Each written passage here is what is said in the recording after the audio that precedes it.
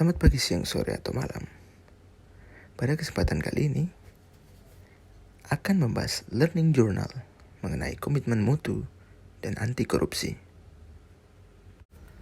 Tujuan pembelajaran komitmen mutu adalah calon pegawai negeri sipil yang nanti akan menjadi PNS diharapkan mampu membedakan tindakan yang menghargai efektivitas, efisiensi, mengandung inovasi, dan kinerja yang berorientasi mutu, khususnya dalam penyelenggaraan pemerintahan dan pelayanan publik.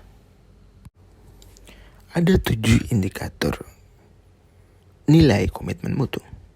Yang pertama ada efektivitas, efisiensi, inovatif, mutu, adaptif, responsif, dan perbaikan berkelanjutan. Yang pertama, efektivitas dan efisiensi. Efektivitas menunjukkan tingkat ketercapaian target yang telah direncanakan, baik menyangkut jumlah maupun mutu hasil kerja. Efisiensi merupakan tingkat ketepatan realisasi penggunaan sumber daya dan bagaimana pekerjaan dilaksanakan, sehingga tidak terjadi pemborosan sumber daya, penyalahgunaan alokasi, penyimpangan prosedur, dan mekanisme yang keluar alur. Merujuk pada kedua definisi tersebut, dapat disimpulkan bahwa karakteristik utama yang dapat dijadikan dasar untuk mengukur tingkat efektivitas adalah ketercapaian target yang telah direncanakan, baik dilihat dari capaian jumlah maupun mutu hasil kerja. Sedangkan tingkat efisiensi diukur dari penghematan biaya, waktu, tenaga, dan pikiran dalam menyelesaikan kegiatan. Oleh karena itu, jika dalam pelaksanaan tugas tidak memperhatikan efektivitas dan efisiensi, maka akan berdampak pada ketidaktercapaian target kerja, menurunkan kredibilitas institusi tempat kerja, dan bahkan akan menimbulkan kerugian. Yang berikutnya adalah inovasi. Inovasi intinya itu adalah perubahan. Inovasi itu muncul karena adanya dorongan kebutuhan organisasi atau perusahaan untuk beradaptasi dengan tuntutan perubahan yang terjadi di sekitarnya. Perubahan bisa dipicu banyak hal: selera pasar, peningkatan harapan, daya beli masyarakat, pergeseran gaya hidup, peningkatan kesejahteraan, dan masih banyak lagi. Proses inovasi dapat terjadi secara perlahan, bersifat evolusioner, atau bisa juga lahir dengan cepat yang bersifat revolusioner. Hal ini tergantung pada kecepatan proses berpikir, ketersediaan sarana pendukung, kelancaran proses implementasi, dan keberanian untuk mengungkapkan inovasi tersebut. Kita sudah memahami bahwa inovasi adalah perubahan. Inovasi adalah pemikiran yang baru.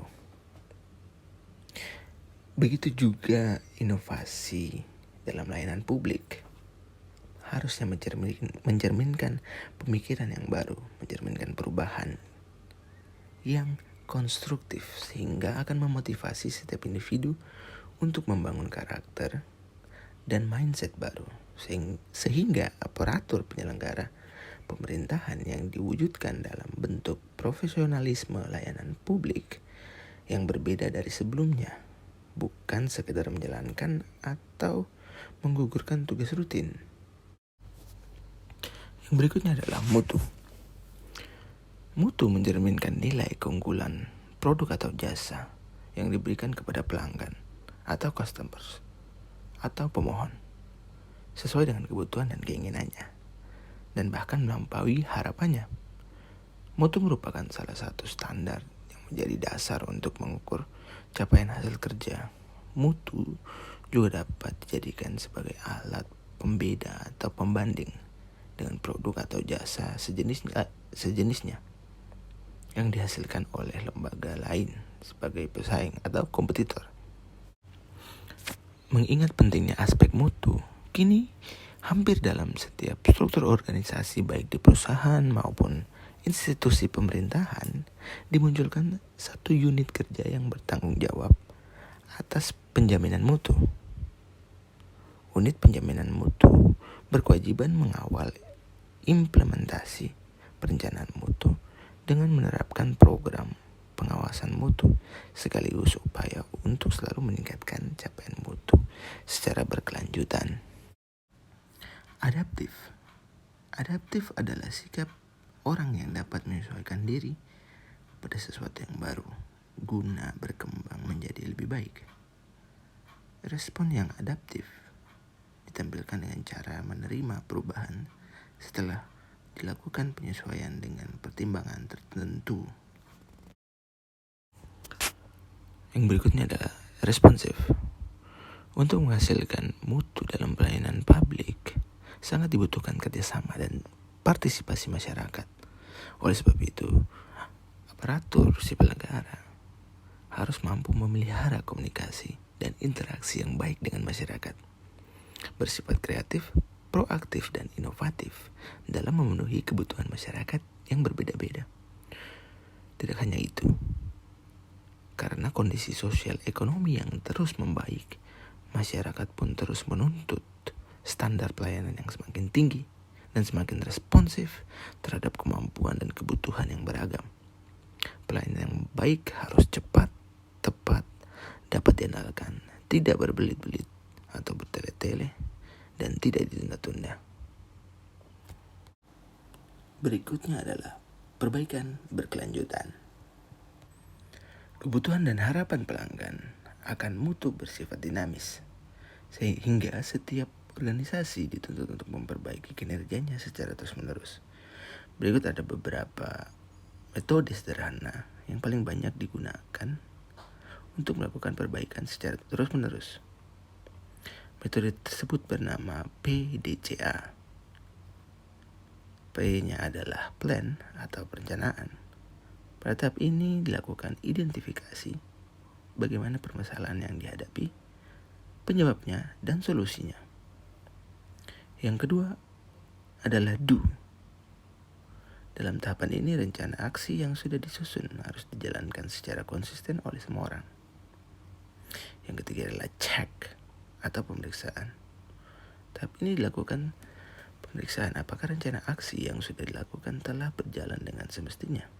Apakah target dan ukuran keberhasilan yang telah ditetapkan dapat dicapai. Jika belum tercapai, apa saja yang terjadi, kendala atau sumber masalahnya. Yang terakhir adalah act, yaitu melakukan tindakan atau keputusan yang perlu diambil sebagai tindak lanjut dari tahap cek tadi. Pembahasan selanjutnya dalam learning journal ini adalah anti korupsi. Pada pasal 2 ayat 1 Undang-Undang Nomor 39 tahun 1999, Junto Undang-Undang Nomor 20 tahun 2001 tentang tindak pidana korupsi, diartikan bahwa setiap orang yang secara melawan hukum melakukan perbuatan memperkaya diri atau orang lain atau suatu korporasi yang dapat merugikan keuangan negara atau perekonomian negara, itu dikatakan adalah tindak pidana korupsi. Secara harafiah pun korupsi berarti perbuatan yang buruk, perbuatan yang tercela, perbuatan yang menyimpang dari norma-norma agama. Korupsi memiliki ciri-ciri, antara lain yang pertama dilakukan oleh lebih dari satu orang. Yang kedua, merahasiakan motif atau ada keuntungan yang diraih. Yang ketiga, berhubungan dengan kekuasaan atau kewenangan tertentu. Yang keempat, berlindung di balik pembenaran hukum. Yang kelima, melanggar kaidah kejujuran dan norma hukum. Yang keenam, mengkhianati kepercayaan.